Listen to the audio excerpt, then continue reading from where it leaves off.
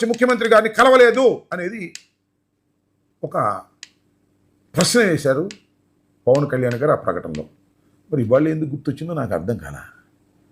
అసలు సినిమా ప్రముఖులందరూ వచ్చి కలవాలి అంటే నువ్వే ప్రముఖుడు కదా, వాళ్ళందరూ వచ్చి కలిసేదానికి నువ్వు సదుపాయం చేయాలి కదా, వారిని ఆహ్వానించాలి కదా.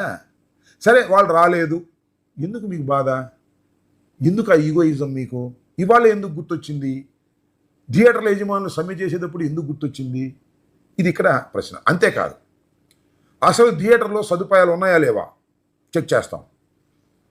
పౌర సరఫరాల శాఖ నుంచి అన్నీ చెక్ చేసే మార్గాలు చేస్తాం. అసలు ట్యాక్సులు కడుతున్నారు లేదా అది కూడా తేల్చేస్తాం. అంటే ఒక రకమైనటువంటి బెదిరింపు. ఇన్నాళ్ళు మీరు చూసి చూడనట్టు పోయాం, ఇవాళకి మేము చూసి చూడనట్టు పోయే పరిస్థితిలో లేవు, మీ మీద కక్ష సాధించేటటువంటి కార్యక్రమం చేస్తాము అనేటువంటి మాట ఇండైరెక్ట్గా మాట్లాడారు. ఏమిటి ధోరణి ఏమిటి పవన్ కళ్యాణ్ గారు? విఘ్నులు మీరు. మీకు ఎందుకంత ఆవేశం వచ్చింది? నిజంగా మీ మీద కుట్ర చేసేటటువంటి సాహసం సినిమా రంగంలో ఎవరికైనా ఉందా? నెంబర్ 1 హీరో, అందులోనూ అధికారంలో ఉన్నారు. వాళ్ళేమి పెద్ద కార్మికుల్లాగా ఆవేశపడి ఉద్యమాలు చేసేటటువంటి పరిస్థితి నాకు తెలిసినంత వరకు సినిమా రంగంలో ఎక్కడా ఉండదు.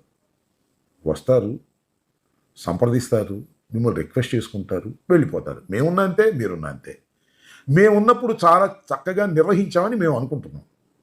మేమున్నప్పుడు చక్కగా నిర్వహించలేదు, జగన్మోహన్ రెడ్డి గారు ఏదో హెరాస్ చేశారు అని మీరు చెబుతూ మేమేదో కాపాడాము వాళ్ళని, అందువల్ల మాకు రిటర్న్ గిఫ్ట్ ఇది ఇచ్చారు అనేటువంటి మాటలు మీరు మాట్లాడుతున్నారు. ఇది అన్యాయం.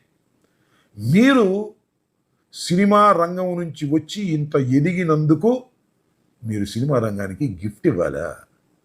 మీరు వాళ్ళని సక్రమంగా చూసుకోవాలి. ఇది చేయాల్సినటువంటి విషయం. ఎందుకు విషయం కక్కుతారు? నాకైతే స్పష్టమైనటువంటి అవగాహన ఉంది. హరిహర వీరమల్లుని రిలీజ్ కాకోకుండా ఆపటం కోసం థియేటర్లు సమ్మె చేయటం